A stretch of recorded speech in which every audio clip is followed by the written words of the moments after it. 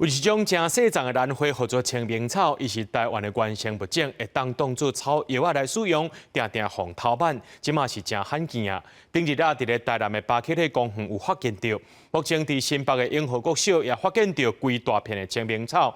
学校老师带学生囡仔同齐来投入保育清明草的工作，建立珍惜食物的观念。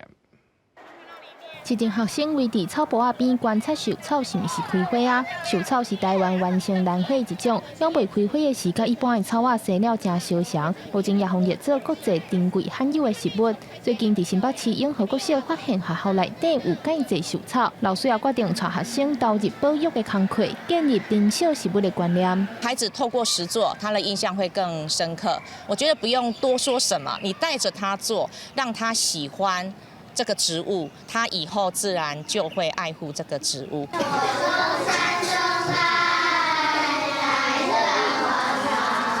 学生若唱《兰花草》这首歌，若可做伙做保护寿草的告示牌，同齐为保育寿草尽一份心。也热情介绍讲，寿草是一种真细的兰花，要保护伊袂当乌白大校园的草坡啊。